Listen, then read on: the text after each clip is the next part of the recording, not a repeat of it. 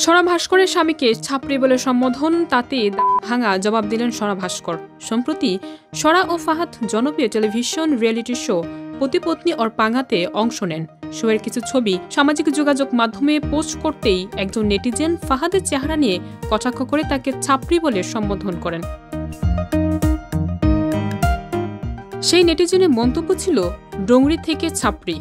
সরা স্বামীকে একটি রিয়েলিটি শোতে নিয়ে এসেছেন। সরা স্বামীকে পুরো রাস্তার দোকানদারের মতো দেখতে লাগছে। এই মন্তব্য সামাজিক মাধ্যমে ব্যাপক বিতর্কের জন্ম দেয়। তবে সরা এই অবমাননাকর মন্তব্যে চুপ থাকেননি। তিনি তীব্র প্রতিক্রিয়া জানিয়ে বলেন, এই লোকটি নিজেকে গর্বিত হিন্দু ও আম্বেদকের অনুগামী বলে দাবি করেন, কিন্তু তিনি জানেন না ছাপড়ি কথাটাও জাত তুলে কটাক্ষ করার মতোই। এটা খুবই নিম্নমানের একটি শব্দ, যা একটি বিশেষ সম্প্রদায়কে ছোট করার জন্য ব্যবহৃত হয়।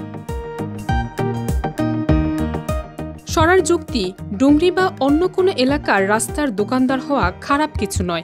এ ধরনের জাতিগত অহংকার ভরা আচরণ খুবই দুঃখজনক। সরার এই সাহসী ও স্পষ্ট বক্তব্যে ভক্তরা তার প্রশংসা করেছেন। তারা বলেছেন, এমন সাহসিকতা এবং নিজেকে গর্বের সঙ্গে প্রতিষ্ঠিত করার মানসিকতা সত্যিই প্রশংসনীয়। এই ঘটনায় স্পষ্ট হয়েছে, আজকের সমাজে সাম্প্রদায়িক বিদ্বেষ ও জাতিগত বৈষম্য মোকাবেলা করার জন্য সচেতনতা এবং সাহসের প্রয়োজন কতটা জরুরি। সরা ভাস্করের মতো ব্যক্তিরা সেই বার্তা দিচ্ছেন যে শ্রেষ্ঠত্ব ও সম্মান শুধুমাত্র ব্যক্তি নিজেই নিজের জন্য তৈরি করতে পারে।